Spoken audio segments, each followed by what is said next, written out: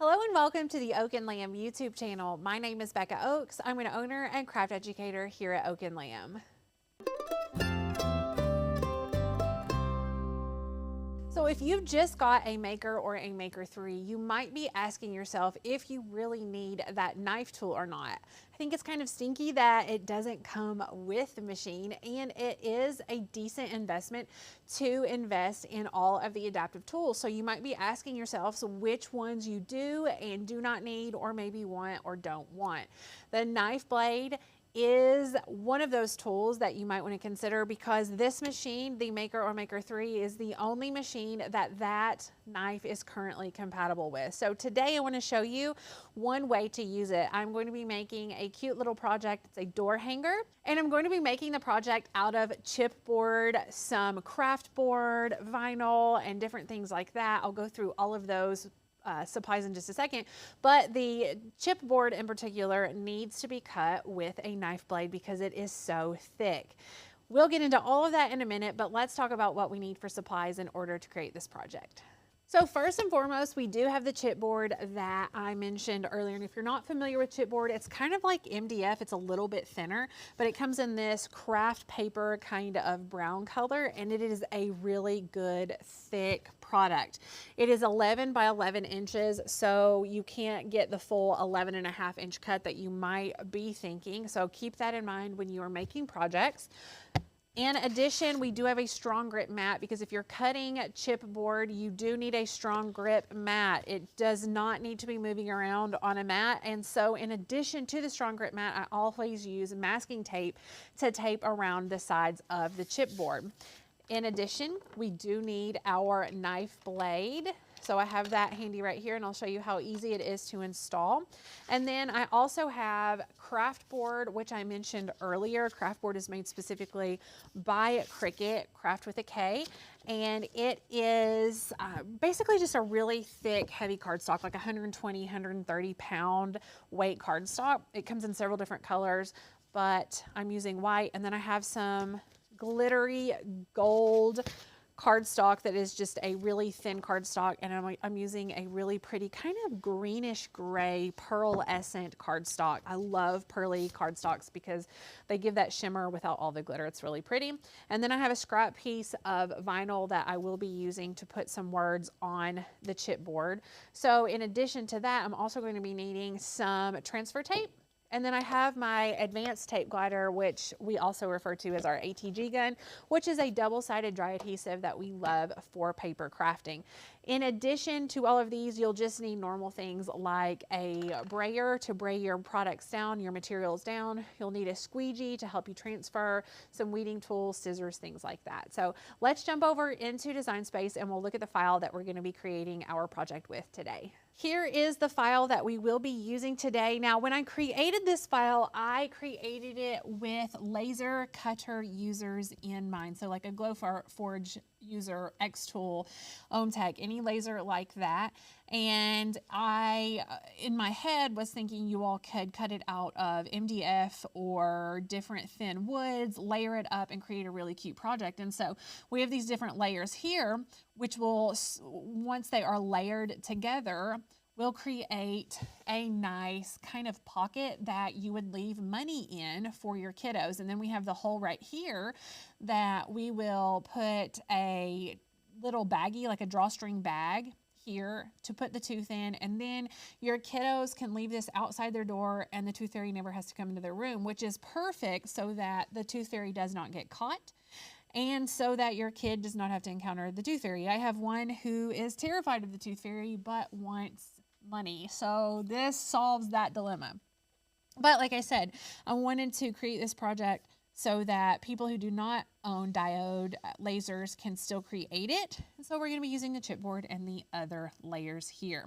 I don't need to do anything to this file. I can leave it as is and just go from here. The only thing I want to do is just take this layer, and this layer, and weld it together or attach it together, just so that it will all cut out together. But other than that, I don't need to size it or anything like that. So let's go ahead and ungroup. And then I want to select these layers right here and deselect here. So I don't want that selected. And then I can just attach this together like I mentioned earlier, and that's just going to make sure that everything cuts out all in the correct spot. And then let's just go ahead and make sure this is almost 4 inches, so 3.69 by 9.08. So that will cut out perfectly as far as size with our 11-inch restriction with the chipboard. I do have my Maker 3 selected, so let's go ahead and click Make It. We'll connect to our machine, and we can look through here and look at the different mats that we have going on. All of these look good. The one that I'm most interested in looking at is this one right here, just to make sure that everything was together. Now, one other thing that I want to look at, my tooth is going to be out of white craft board, and I want this layer to also be white craft board. You're not going to see this layer. This is just one that gives it a little bit of depth and dimension so that you can put money in that kind of pocket that we're going to be creating. So let's go ahead and just move this one over, move the object to this mat so that will also be cut out of this same material, and it will give us a good, thick, sturdy pocket for that money. So let's go ahead. I want to start with my chipboard. So I'm going to select that one first. We'll press continue. And then we are going to select our material setting. So let's go to browse, type in chip. We are using the heavy chipboard. There are different thicknesses of chipboard, so make sure that you select the correct one for what you have purchased.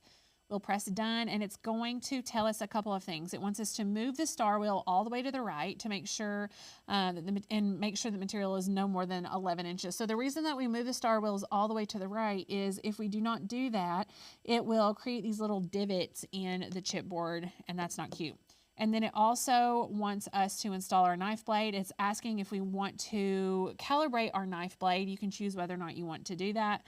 The other thing that I want to mention is when you have placed, or when you're looking at this, I recommend always moving whatever object that I'm cutting out of chipboard over and down a little bit. You don't want it right on the edges because we are going to be taping that chipboard up, and when I remove the tape from the chipboard, sometimes the top layer of the chipboard will come off a little bit, and I don't want it to be messed up here. So let's go ahead and press done. We will install our knife blade, and then we will go ahead and get this cut out. So to install the knife blade, it is very, very easy. First, we need to take the cap off the knife blade that just protects that knife and protects you from the knife. And then we're going to open clamp B where our normal precision blade housing is. We will remove it, and then when we are putting this adaptive tool in, you will see it has a kind of a housing or protective piece of plastic on one side. You want that to be facing out. So the little gears are going to come in here and butt up with the gears on the inside of the machine. Make sure that it's all the way down and then clamp shut. So super easy there. And then now we are ready to put our chipboard on our mat and tape it down, and then we can get this cutting. Place your chipboard in the top left-hand side of your strong grip mat. Go ahead and grab a brayer and bray it down really, really good. And then grab your masking tape, and we're going to tape all the way around this so that it does not move on us. A couple of reasons. Chipboard is not super cheap, so we don't want to waste it. Secondly, there's nothing more frustrating than getting almost finished with a cut and having to redo it because it's moved on you and has messed up. If you're using the knife blade, then a lot of times it has to take several passes on a project in order to cut through. And so this will take quite a bit of time. We are going to time lapse it so that we're not wasting all of your time in this video, but I'll let you know what the real time cut was for this when we're finished. But we certainly do not want to have to recut it. So like I mentioned earlier, you want to move that graphic over and down a little bit because we have probably about a ½ inch right here and more like a ¼ inch on the top that the tape is overlapping. So just a reminder to move that over on your mat if you didn't. And then now we are ready to load this and get it cutting.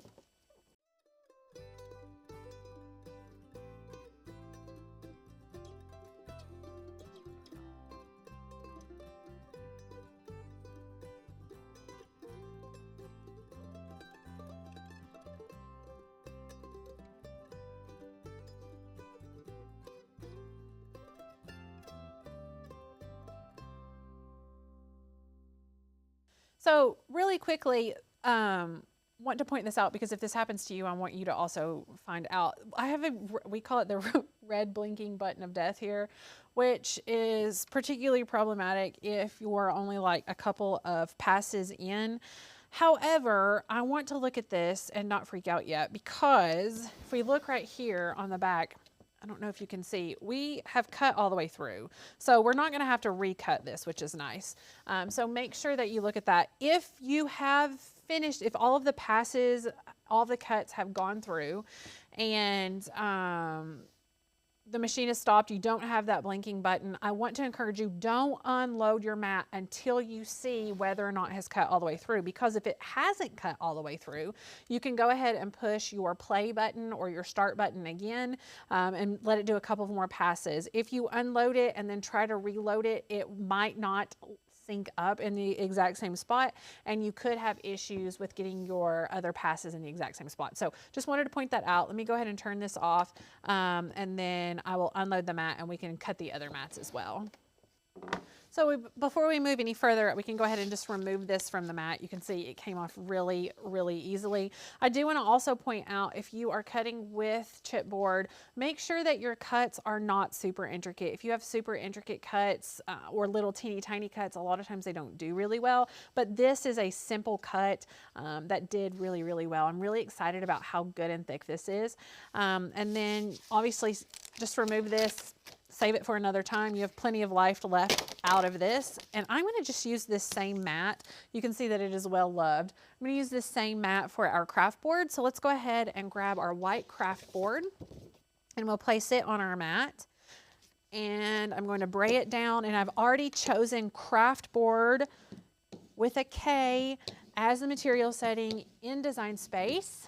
And then we can go ahead and get this cut out and our other two mats as well. So I'm just gonna go through and cut all of these. We'll speed up the whole process. For these two cardstocks, I'm gonna use a medium weight cardstock setting. And then for this vinyl, I'm gonna use the premium removable vinyl setting. So just wanted to point that out before we get started.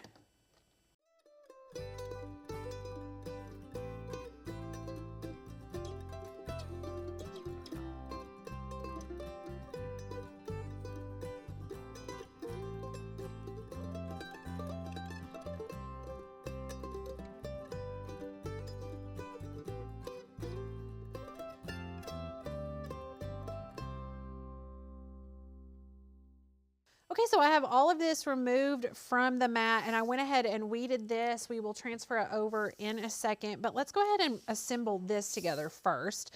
Like I mentioned, I am using the ATG Advanced Tape Glider Gun by Scotch, but you can use any dry adhesive or wet adhesive. Any adhesive that you like for paper crafting will work wonderfully. I'm just gonna put a strip right here and a little bitty strip right here, a little bit here, and then we're going to layer this on top of our wings. Just like this.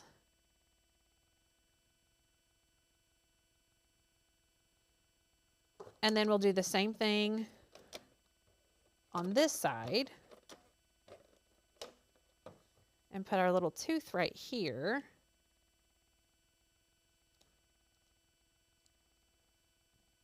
And then that will just create a little bitty kind of pocket almost. You can even do another one of those middle tooth layers if you want to give it even more dimension, but I can put a folded dollar bill down in there. And then I'm going to place adhesive on this. This is when the wet adhesive would come in really handy, because I could put it very easily on the tips of the crown, and we'll layer it right here. And then if you wanted to, you could have your Cricut right, or you could get some vinyl and put the kid's name right here. That would be really cute. But now I want to just place this right here with the hole for the bag in between the bottom of the tooth, and then put adhesive just on this part. You don't want to put it here because you're going to be putting that money down in there. Place this like this. And then we will grab our transfer tape.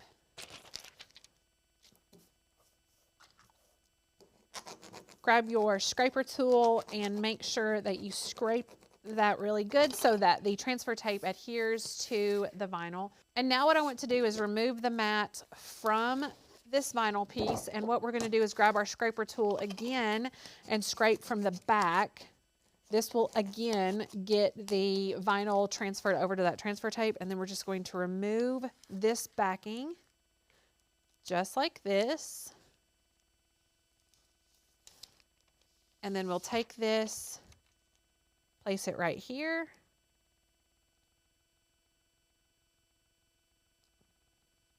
And then you can use your finger or the scraper tool to place this down. And then remove that transfer tape. And you have that really cute door hanger. And like I mentioned earlier, you would put like a drawstring bag right here for the tooth to hang. And then your money right in there. So there you have it, a really cute project with that knife blade and chipboard. So let's kind of redirect and go back to the question, do I need the knife blade? Rachel and I were sitting here talking about the different products and materials that you use with the knife blade. And honestly, chipboard and like the balsa wood and things like that were the only materials that came to mind like initially. Now you can also cut leather with it. There's a whole list of things that you can cut with it, but it begs the question, how often am I going to use it? And I have to be honest, I have a maker at home. I never use that knife blade. I do like it for chipboard for this particular product and project types of things like this. However, like I mentioned, if you're going to be doing anything that's intricate, it just doesn't do really well. So if you're not going to be using chipboard, my recommendation is probably don't purchase it. If you are going to be cutting leather or something like that, obviously it would be beneficial, but we just don't use it that frequently. So in my opinion, if I were going to be buying some adaptive tools, I probably would save that toward the end of the list if you're going to be budget-wise buying them sporadically. So just my 2 cents. Obviously, everyone has opinions, and that's okay. It's perfectly fine to disagree with me. Anyway, I hope you enjoyed this content. Let us know if you have any questions about this project or if you have any suggestions for other projects you would like to see or other tools, adaptive tools even, that you would like for us to use. We love giving you all what you want here at Oak and Lamb. We do that in a couple of different ways. One is here on YouTube. So if you're not subscribed to the channel, go ahead and do that. It is free to do that, and hit the notification button so that you're notified every time we go live and post content. The other way that we love to give you exactly what you want is through our membership here at Oak and Lamb. Our membership gives you access to our entire library of cut files like this one. Free commercial use license on those cut files so that you can make projects and sell them legally. We also give you access to our private Facebook group where our community of crafters is super helpful. It helps you troubleshoot any issues that you might be having with crafting, whether it's with your Cricut, your sublimation printer, your die cut machine that's not Cricut, Glowforge, sewing, all different kinds of crafting. We help you out there as well as our members in that group. And you get access to our member only content. So courses that are free with the membership. Use the code 35OFF for $35 off our annual membership at checkout. Let us know if you have any questions about that membership, and I'll see you here another day for another video.